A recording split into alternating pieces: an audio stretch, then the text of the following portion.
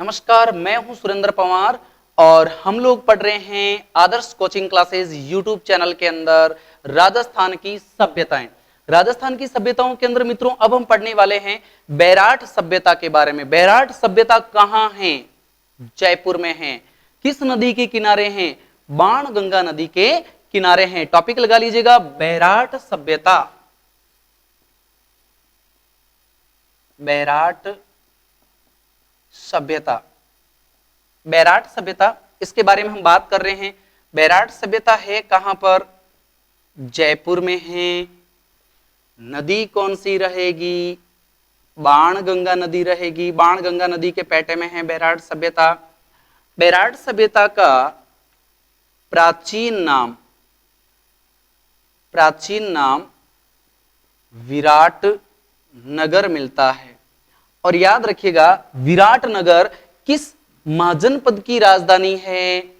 मत्स्य जनपद की राजधानी है। मत्स्य जनपद की राजधानी है। और प्रश्न आता है कि जनपदों की सबसे पहले जानकारी किस ग्रंथ में मिलती है? बौद्ध ग्रंथ अंगुत्तर निकाय में मिलती है। बौद्ध ग्रंथ अंगुत्तर निकाय में जनपदों के बारे में सर्वप्रथम जानकारी मिलती है। अब हम बात कर रहे हैं बैराट सभ्यता। बैराट सभ्यता की खोज 1936 में हुई है। ध्यान रखिएगा, 1936 में हुई है। और करी किसने है? D.R. साहनी, दयाराम साहनी। ध्यान रखिएगा, दयाराम साहनी। दयाराम साहनी ने इसकी खोज की है। कब की है? 1956 के अंदर। अब बात करते हैं उत्खनन कब हुआ?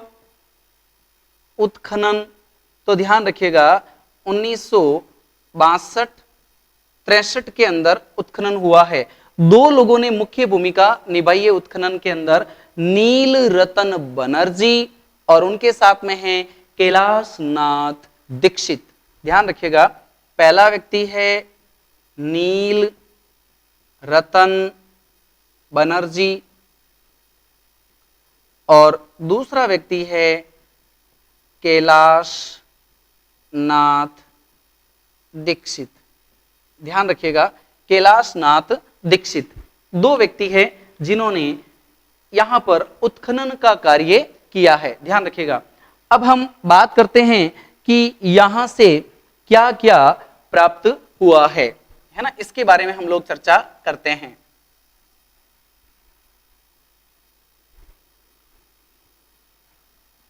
ध्यान रखिएगा, बैराट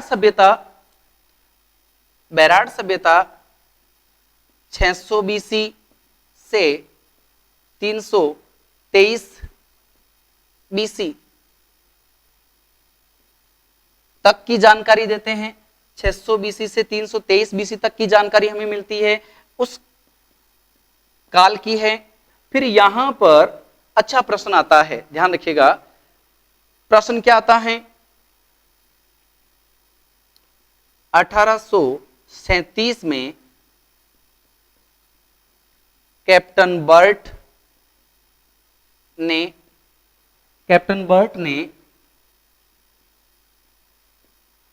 बीजक डूंगरी से बाबरू शिलालेख को खोजा है। ध्यान रखिएगा, बाबरू शिलालेख को खोजा है। और इस बाबरू शिलालेख में इसमें बौद्ध धर्म का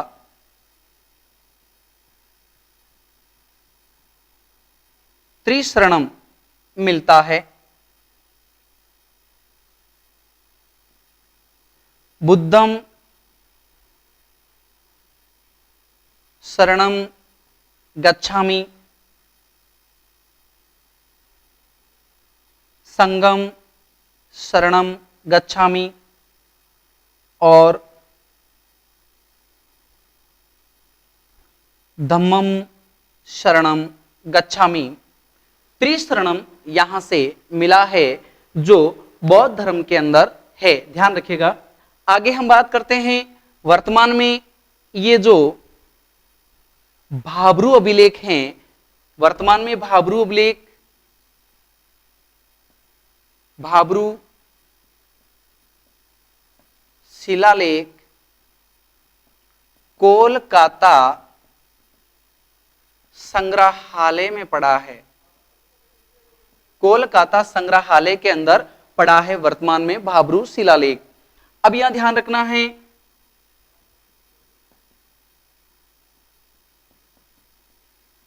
गणेश डूंगरी,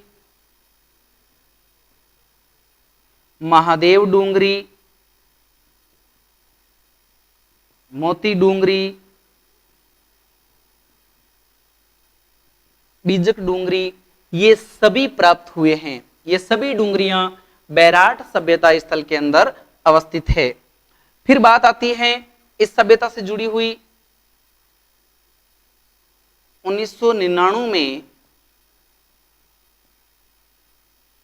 राम सिंह के समय, ध्यान रखिएगा 1899 की बात है, राम सिंह के समय स्वर्ण मंजूसा मिला है। मंजूसा मन कलश, ध्यान रखिएगा सोने का एक कलश मिला है और इस कलश के बारे में कहा जाता है कि यह कलश जो है भगवान बुद्ध की अस्थियों का है। भगवान बुद्ध की अस्थियों का है, भगवान बुद्ध की अस्थियां थी इस स्वर्ण कलश के अंदर, ध्यान रखिएगा। यहां से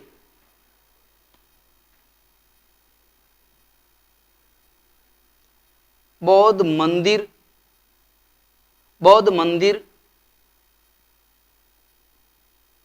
या विहार मिला है, ध्यान रखिएगा। बैराट सभ्यता से ईदगाह मिले हैं, बैराट सभ्यता से ईदगाह मिले हैं, ध्यान रखिएगा। फिर यहां से शंख लिपि के अवशेष मिले हैं, ध्यान रखिएगा शंख लिपि के अवशेष मिले हैं। फिर आगे बात करते हैं बैराट सभ्यता महाभारत कालीन प्लस मौर्य कालीन जानकारी देती है। बैराट सभ्यता महाभारत कालीन और मौर्य कालीन जानकारियां देती है। बैराट जो सभ्यता है, अब यहां एक ध्यान रखने वाली बात है, पिछले वीडियो में आहड़ सभ्यता के जो वीडियो हैं, आहड़ सभ्यता का जो वीडियो है हमारा सभ्यता का पार्ट 2, उसके अंदर मैंने एक डाटा गलती से बता दिया था, उसको आप बैराट सभ्यता के अंदर पढ़ना है, ध्यान रखिएगा। बैराट सभ्यता में पढ़ना है 8 पंचमार्क सिक्के, जो मैंने आहड़ में लिखवाए थे वो 8 पंचमार्क सिक्के और 28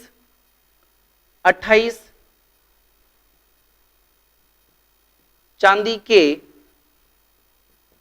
इंडो ग्रीक सिक्के, ध्यान रखिएगा कुल इनका योग हो जाएगा ये 36 जो सिक्के हैं, ये एक सूती वस्त्र में